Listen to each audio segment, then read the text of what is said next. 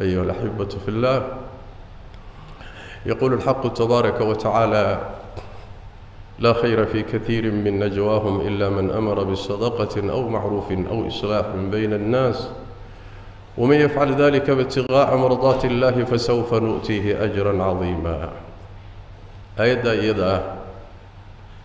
الله تبارك وتعالى وحليه خير كمتشره إن بدن أو كمده فقوضه إيها ساوها دحمري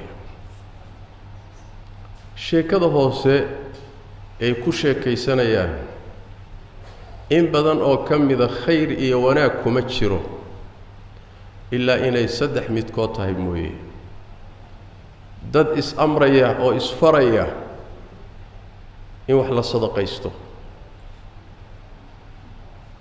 dad isfaraya wanaag noocyadiisa kala duwan, dad isfaraya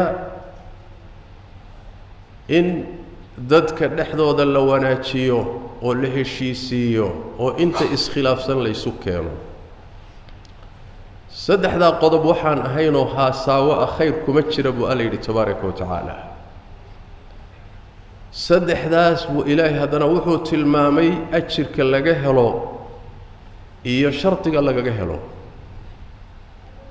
ruuxii mid ka mida sameeya isagoo Ilaahay ridihiisa ku raadinaya, dan kale aan ka lahayn, ujeeddo kalena aan lahayn, Ilaahay raali gelinaya, ajir aad u weyn baan siinaynaa buu Alle yidhi tabaaraka wa tacaala.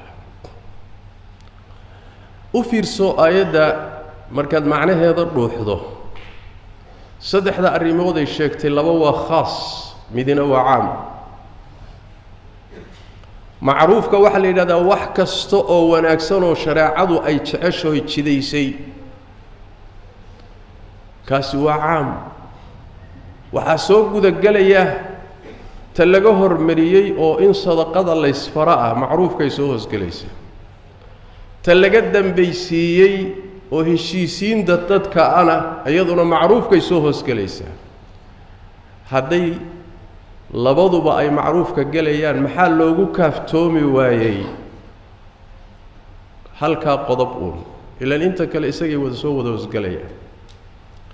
jawaabtu waxa weeye shareecada Ilaahay tabaaraka wa tacaala iyo asaaliibteeda waxaa ka mid ah markay doonayso in lagu tilmaamo shayga inuu qiimo siyaada asito, mudnaan khaasa inuu leeyahay marka lagu doonayo in lagu tilmaamo, ayaa isaga iyo shay uu hoosgelayo caama inta la isla sheego yaa haddana isaga gooni loo sheegaa, mudnaan khaasuu leeyahay.